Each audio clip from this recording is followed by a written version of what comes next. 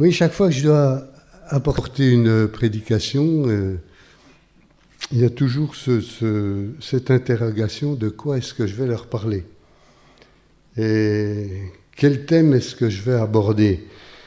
Alors, c'est toujours une préoccupation et puis aussi une grande responsabilité parce que il ne s'agit pas de parler de ce qui nous fait plaisir, mais il s'agit de parler de ce que Dieu veut communiquer à son peuple. Et moi, je ne sais pas quels sont vos besoins, je ne sais pas ce que Dieu veut vous dire, mais lui, il le sait, et il connaît vos besoins chacun, et il veut y répondre. Alors, bien sûr, je demande au Seigneur à chaque fois de me guider, de m'inspirer, de me montrer. Et puis, alors, parfois, des fois plus d'une semaine avant, le Seigneur me montre ce qu'il veut que je partage, alors ça va bien. Et puis, des fois, je ne sais pas. Et puis, ça vient au dernier moment. Et puis, notre ami Fabrice... il y a à peu près une huitaine de jours, il me demande, mais est-ce que tu sais sur quoi va porter ton message dimanche prochain? Et là, j'étais complètement incapable de lui dire parce que je ne savais pas. Et j'avais bien sûr déjà demandé au Seigneur de me montrer, mais je ne savais pas. Et donc j'ai redoublé de prière pour que le Seigneur me montre. Et puis, il m'a montré quand même assez vite ce que je devais vous dire ce matin. Et puis, il m'a montré que je devais vous parler de la peur. C'est un thème qui s'imposait à moi, cette pensée revenait sans cesse. Et j'ai su que je devais l'aborder ce matin. Donc, c'est pourquoi j'ai donné comme titre à ce message « Libéré de la peur ». Donc, nous vivons dans un monde qui est dominé par ce sentiment de la peur. Et nous en avons déjà parlé dans le temps de louange. Et je crois que ce n'est pas une situation qui va en s'améliorant. Au contraire, ça semble plutôt s'aggraver. Et il faut bien avouer que cette peur, elle a quelques raisons d'exister. Elle est alimentée en permanence par l'actualité et les médias ne font rien pour nous débarrasser de cette peur.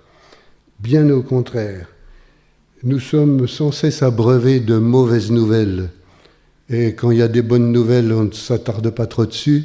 J'ai l'impression qu'on cherche plutôt à nous asséner que des mauvaises choses, que des mauvaises nouvelles. Et puis, on peut dire que dans la dernière décennie, on a été particulièrement servi par toute une série de catastrophes naturelles, que ce soit des tsunamis, des inondations, des tremblements de terre, des incendies et autres. Hein. Et puis non seulement des catastrophes naturelles, mais des catastrophes aussi provoquées par l'homme et par ses bêtises. Et puis ces derniers temps, de plus en plus, on a l'impression aussi qu'il y a ce poids du terrorisme aussi qui pèse aussi sur notre monde, que ce soit même dans notre pays, mais aussi un peu partout dans le monde. Il ne se passe guère de jour sans qu'on entende parler de crimes ou de choses abominables. Alors, c'est tout un tas de choses qui contribuent aussi à entretenir ce climat de peur. Et puis alors, depuis plus d'un an maintenant, il y a cette crise sanitaire, il y a ce fameux coronavirus qui encore amplifie ce sentiment. Alors, que faire? Est-ce qu'on doit se laisser dominer par la peur? Certainement pas, vous allez me dire, mais alors comment faire pour être libéré de cela? de ce poids. Alors, lorsqu'on veut traiter un problème d'une façon efficace, il faut vraiment discerner d'où vient ce problème. Parce que si on se contente de traiter les conséquences, ça ne porte pas beaucoup de fruits. Si vous avez un jardin, vous savez très bien que s'il est envahi par la mauvaise herbe, si vous vous contentez simplement d'arracher l'herbe comme ça, sans enlever les racines, ça va sans cesse repousser. Vous serez toujours embêté et ça va encore s'amplifier. Si on n'enlève pas ce qui provoque, ce qui produit les mauvaises choses, ça continue et ça empire. Si quelqu'un est malade, s'il souffre, on peut se contenter de traiter sa douleur. C'est bien de traiter la douleur, mais ça ne suffit pas. Et si quelqu'un se contente de prendre des antidouleurs quand il a certains problèmes, eh bien, il risque fort de voir son état s'aggraver s'il a quelque chose de grave. Non, ce qu'il faut faire, c'est discerner d'où vient cette douleur et s'attaquer non pas seulement à la douleur, mais à la cause. Alors, quelle est vraiment la cause? Quelle est la véritable origine de la peur? La peur, si on regarde la parole de Dieu, si on regarde la Bible, elle arrive très tôt dans l'histoire de l'humanité. On regarde dans le livre de la Genèse. Alors, on peut lire les versets 8 à 10 du chapitre 3. Au moment de la brise du soir, ils entendirent l'Éternel Dieu parcourant le jardin. Alors, l'homme et sa femme se cachèrent de l'Éternel Dieu parmi les arbres du jardin. Mais l'Éternel Dieu appela l'homme et lui demanda « Où es-tu » Celui-ci répondit « Je t'ai entendu dans le jardin et j'ai eu peur, car je suis nu, alors je me suis caché. J'ai eu peur. » Mais alors, finalement, le problème, il venait de quoi? La première fois que l'homme éprouve la peur, c'est à cause de sa désobéissance. C'est à cause de sa désobéissance, il a préféré faire confiance à la parole de l'ennemi de Dieu, à la parole du diable, à la parole de celui que la Bible appelle le menteur dès le commencement, le meurtrier, plutôt que de faire confiance à celui qui l'avait créé, de faire confiance à celui qu'il aimait, de faire confiance à celui avec qui il avait une relation, une intimité. Dieu s'adressait directement à l'homme dans le jardin et il n'a pas fait confiance à son Dieu, ce Dieu d'amour. Il a préféré écouter le menteur. Et voilà de quoi vient vraiment la peur. L'origine de la peur, c'est un manque de confiance en Dieu. Si nous mettons vraiment notre confiance dans notre grand Dieu, dans la louange, on a mis l'accent sur Dieu, qui est un Dieu d'amour, un grand Dieu, un Dieu puissant. Alors, qui est notre Dieu? Est-ce qu'il est vraiment le Dieu tout-puissant? Est-ce qu'il est vraiment le Créateur? Si nous mettons vraiment notre confiance dans notre grand Dieu, nous pouvons nous écrier avec le roi David dans le psaume 27, « Oui, l'Éternel est ma lumière et mon sauveur, de qui aurais-je crainte? L'Éternel protège ma vie, de qui aurais-je peur ?» Dans le Nouveau Testament, on peut également lire un récit qui nous parle de la peur.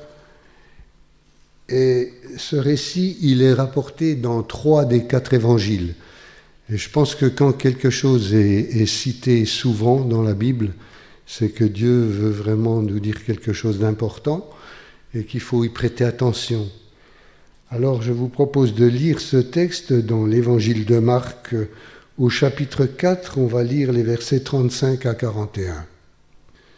Ce jour-là, quand le soir fut venu, Jésus dit à ses disciples : « Passons de l'autre côté du lac. » Ils laissèrent la foule et emmenèrent Jésus sur le lac, dans la barque où il se trouvait. D'autres bateaux les accompagnaient. Or, voilà qu'un vent très violent se mit à souffler. Les vagues se jetaient contre la barque qui se remplissait d'eau.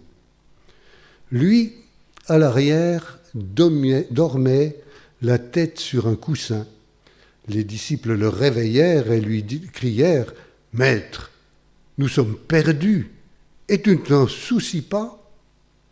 Il se réveilla, parla sévèrement au vent et ordonna au lac : « Silence, tais-toi !» Le vent tomba et il se fit un grand calme.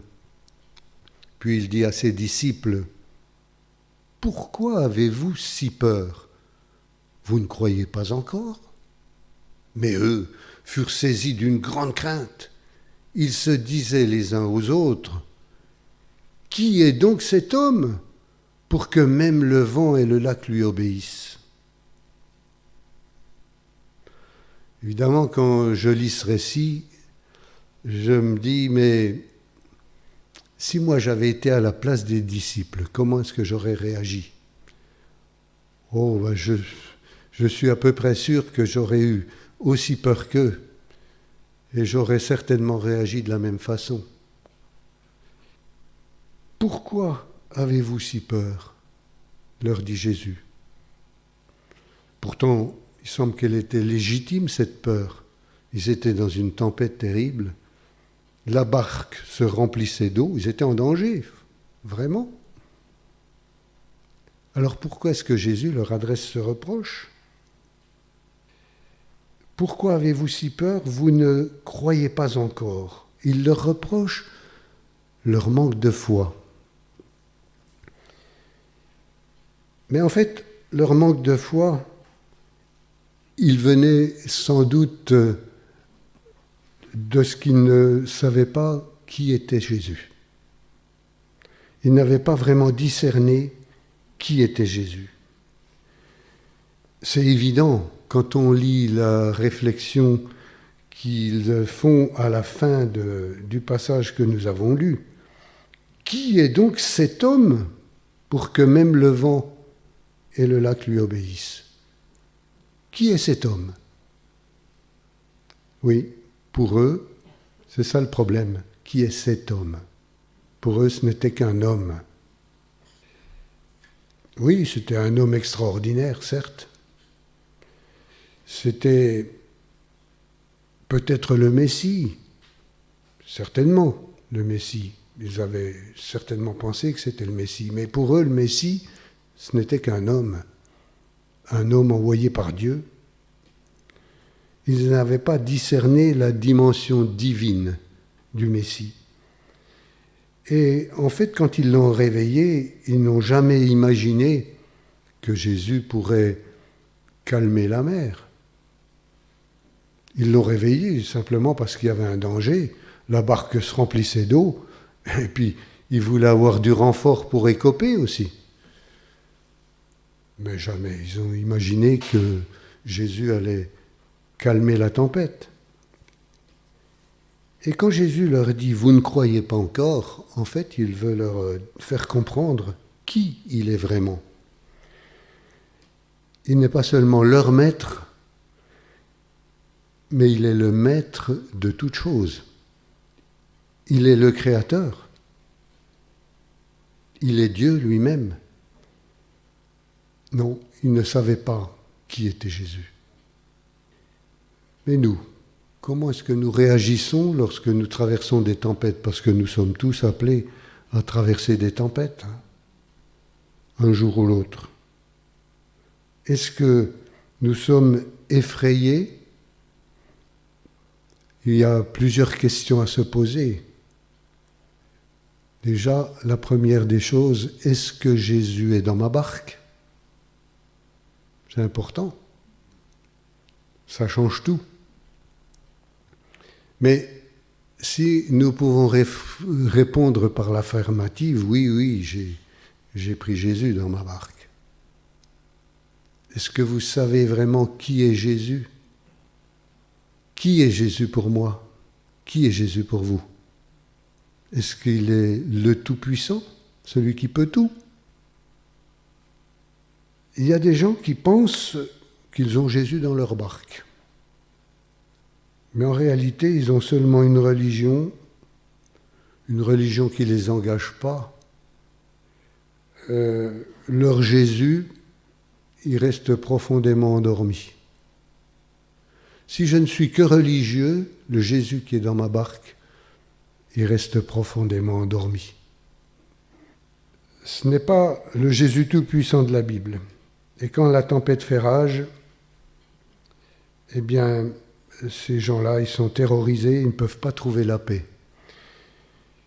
Dans le texte que nous avons lu, il est précisé au début, au verset 36, « Ils laissèrent la foule, ils emmenèrent Jésus sur le lac, dans la barque où il se trouvait. » Et il est précisé, d'autres bateaux les accompagnaient. Et c'est en fait le seul évangile où il nous est parlé de ces bateaux qui accompagnaient. Dans l'évangile de Luc et dans l'évangile de Matthieu, où on nous raconte cette même histoire, on ne nous parle pas qu'il y avait d'autres bateaux qui accompagnaient. Alors, je pense que quand il nous est donné des détails dans la Bible, c'est pas anodin, ça a toujours une importance à mon avis. Dieu ne nous dit pas des choses inutilement, mais il veut nous faire aussi comprendre certaines choses. Et ça a quelque chose à nous dire, je pense. Les gens des autres bateaux, qui sont ces gens? On ne le sait pas. Sans doute que c'était des sympathisants, mais ce qui est certain, c'est que ces gens-là, ils n'avaient pas Jésus dans leur barque. Et pourtant, ils traversaient aussi la tempête. Et en ce qui nous concerne, on peut penser qu'autour de nous, il y a beaucoup de gens qui nous suivent peut-être à distance, qui ont un certain intérêt pour la foi, mais qui n'ont pas Jésus dans leur barque. Mais ces gens-là, ils nous voient, ils nous observent, et ils voient comment nous réagissons dans la tempête. Et ces gens qui étaient dans les barques, ils voyaient aussi la barque où était Jésus. Et ils ont pu constater une chose, c'est que tant que la tempête était là, que Jésus dormait dans la barque, eh bien la tempête, elle était toujours là et rien ne se passait.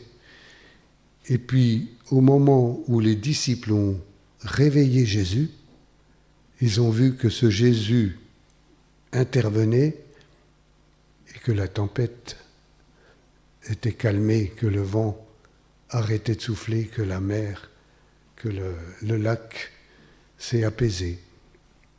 Donc, si nous sommes avec Jésus, c'est important notre façon de réagir. Parce que les gens qui sont autour de nous, ils voient la façon dont nous réagissons. Ils voient si le Jésus qui est dans notre barque, c'est un Jésus qui dort ou si c'est un Jésus qui agit. Et c'est important que nous puissions montrer au monde un Jésus qui agit. Alors, il est probable que dans les barques qui avaient suivi la barque des disciples, il y avait des gens qui n'étaient peut-être que des sympathisants, qui ont assisté à l'intervention de Jésus et qui, par la suite, peut-être, sont devenus des disciples parce qu'ils ont vu. Autour de nous, il y a des gens qui nous suivent peut-être de loin, qui savent que Jésus est dans notre barque, mais ils ont besoin de voir Jésus agir dans nos vies. Ils ont besoin de voir un Jésus qui calme nos tempêtes et ils ont besoin de voir un Jésus qui peut-être peut aussi calmer leur propre tempête. Quel Jésus montrons-nous à notre entourage ? Est-ce que c'est un Jésus qui dort paisiblement ou est-ce que c'est un Jésus qui peut tout ? Un Jésus qui est agissant, un Jésus qui est tout-puissant. Alors, nous avons un rôle important, nous avons un rôle de témoin pour le monde. Écoutez ce que dit le prophète Ésaïe au chapitre 44 et au verset 8. Nous allons lire ce texte. « Ne vous effrayez pas et n'ayez pas de crainte. Depuis longtemps déjà, je vous ai informé, je vous l'ai fait savoir. Vous êtes mes témoins. Existe-t-il un autre Dieu que moi ? Il n'y a pas d'autre rocher. Je n'en connais aucun. » Quelle responsabilité est la nôtre ? Nous avons à témoigner que nous avons un Dieu puissant, un Dieu vivant, un Dieu agissant.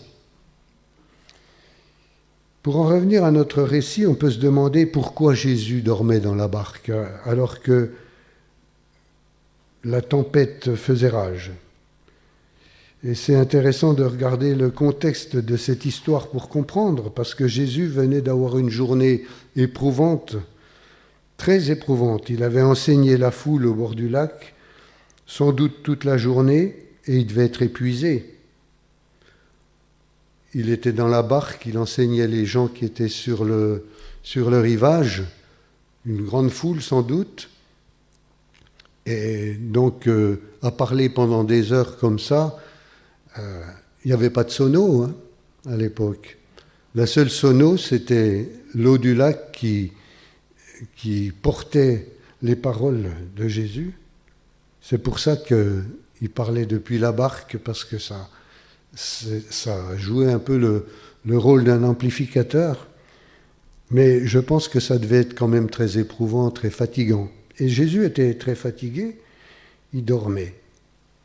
Mais alors, pourquoi est-ce qu'il a envoyé les disciples de l'autre côté du lac ? Parce que c'est lui qui les a envoyés. Alors, si c'est lui qui les a envoyés, pourquoi est-ce qu'il y a eu la tempête ? On pourrait se poser la question. Jésus, il sait tout. Il est Dieu. Alors, il pouvait imaginer qu'il y avait ce danger. Et Jésus, il dormait. Je pense que peut-être si Jésus a envoyé les disciples tout en sachant qu'il allait y avoir ce problème, peut-être avait-il derrière la tête d'éprouver ses disciples pour voir comment ils allaient réagir et pour éprouver leur foi. Peut-être que c'est ça. Ou alors peut-être que c'est le diable qui a voulu empêcher Jésus de traverser. Parce que vous savez, si vous avez lu cette histoire, vous savez ce qui vient juste après. De l'autre côté du lac, il y a ce fameux démoniaque qui est possédé par une légion de démons. Et cet homme que Jésus va délivrer, il va envoyer les démons dans un troupeau de porcs qui va se précipiter dans le lac. Donc le diable, il se sentait en danger. Il savait que celui dans lequel il habitait, il avait fait sa demeure, il allait être libéré. Et il voulait peut-être empêcher Jésus de traverser.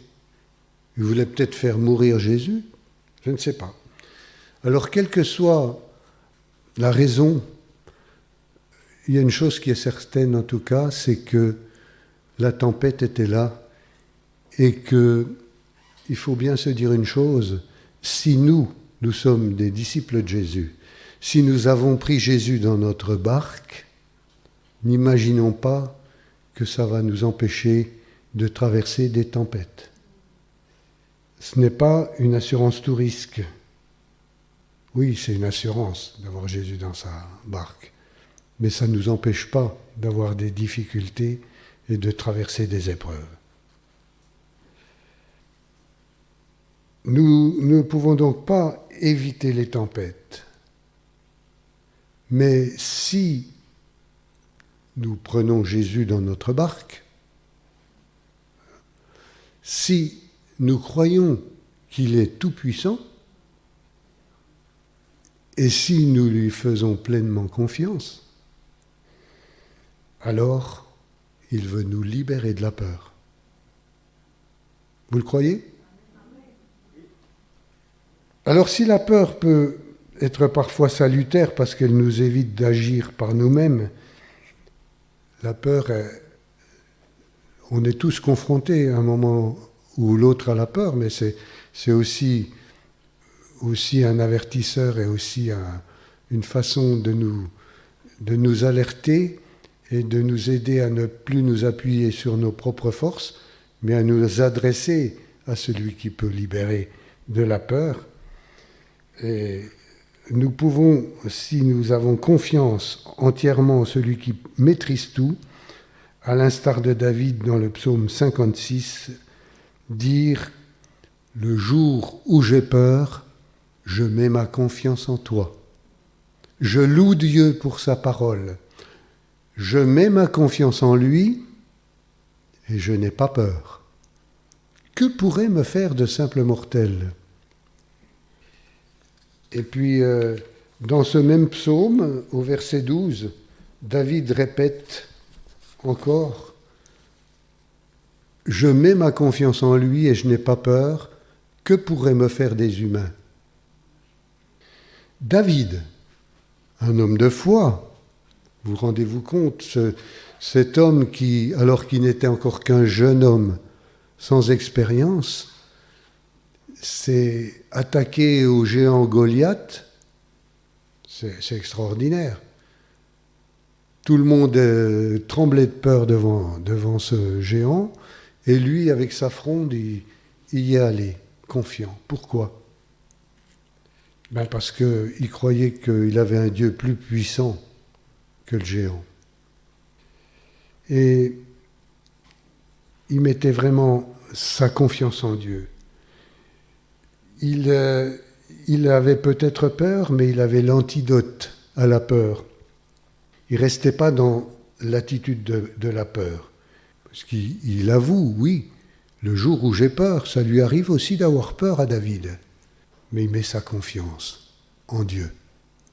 Et puis, il ajoute dans ce texte « Je loue Dieu pour sa parole ». David parle de la parole de Dieu. C'est tellement important de bien connaître la parole de Dieu. Vous savez, lorsque Jésus lui-même a été attaqué par Satan dans le désert, qu'il a été tenté, eh bien, il a utilisé cette arme puissante qu'est la parole de Dieu pour vaincre l'adversaire. Alors, je loue Dieu pour sa parole, parce que c'est bien de connaître toutes les promesses qu'elle renferme. C'est un remède précieux contre le découragement. C'est une arme puissante contre notre adversaire qui veut nous faire douter.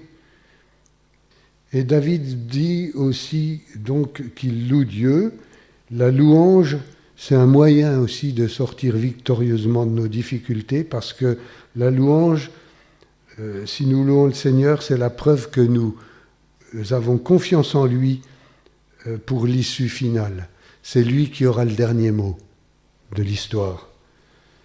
Alors, c'est ce même David qui nous dit dans le psaume 18, au verset 4, « Louange au Seigneur », ça c'est la version parole de vie, « Je fais appel à lui et il me sauve de mes ennemis ». Dans la version seconde, vous connaissez sans doute ce texte, « Je m'écris, loué soit l'Éternel et je suis délivré de mes ennemis ». Oui, nos ennemis, ils font tout pour nous éloigner de Dieu et pour nous éloigner les uns des autres. Actuellement, nous sommes confrontés à un ennemi qui nous pousse à la distanciation sociale. Et c'est juste l'opposé de ce que Dieu veut. Qu'est-ce que Dieu veut pour nous ? Il veut au contraire que nous nous rapprochions les uns des autres. Il veut notre communion fraternelle. Ça a été rappelé par notre frère Luc tout à l'heure. C'est important. Et par aussi Fabrice dans la louange. C'est important de démontrer l'amour que nous avons les uns pour les autres et de ne pas trop se distancer les uns des autres, mais de se rapprocher et de faire confiance à celui qui est plus puissant que le coronavirus, n'est-ce pas? Alors attention, je ne vous dis pas, je ne suis pas en train de vous dire qu'il ne faut pas prendre de précautions, qu'il ne faut pas être attentif et qu'il ne faut pas avoir les gestes barrières qui sont nécessaires pour notre protection. Mais il ne faut pas tomber dans le piège aussi de l'ennemi qui voudrait nous éloigner les uns des autres. Laissons-nous rassurés par le Seigneur, mettons notre confiance dans celui qui aura le dernier mot. Si nous sommes vraiment des enfants de Dieu, alors ne soyons pas esclaves de la peur, comme nous l'avons chanté tout à l'heure. Et je vous propose que dans un instant, le groupe de louanges revienne et que nous puissions reprendre ce chant ensemble, comme une prière et comme des paroles de foi que nous voulons proclamer, proclamer devant l'ennemi de nos âmes et lui dire non, je ne suis plus esclave de la peur. Pourquoi? Parce que je suis enfant de Dieu. Et mon Dieu, il est tout puissant. Amen. Alors, je vous propose de prier. Oh notre Dieu, merci. Merci parce que tu es avec nous dans nos tempêtes. Je sais que si je fais appel à toi, tu agis, Seigneur. Je te loue parce que tu es celui qui veut vraiment répondre à nos attentes. Que ton amour soit déposé dans chacun de nos cœurs pour que nous puissions démontrer à tous ceux qui nous entourent, aux barques qui sont à côté, qui nous observent, que notre Jésus, il est tout puissant. Oh Seigneur, remplis-nous de ton Saint-Esprit, remplis-nous de ta paix, balaie de nos cœurs les doutes, la crainte, la peur, que nous ayons cette pleine assurance que tu es celui qui a vaincu l'ennemi. Alléluia, merci Seigneur, gloire à ton nom. Amen.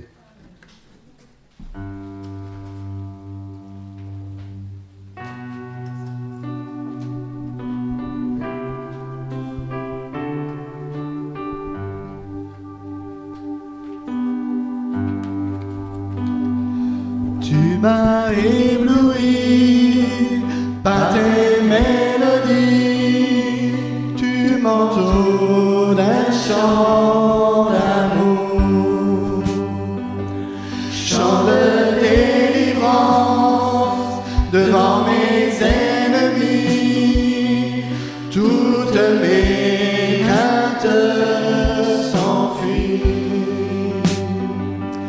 Je ne suis plus esclave de la peur,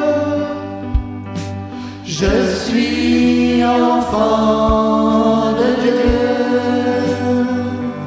Je ne suis plus esclave de la peur, je suis enfant de Dieu. Avant ma naissance, tu m'avais choisi, appelé par mon nom. Tu m'as adopté, je suis de ta famille, ton sang coule dans mes veines.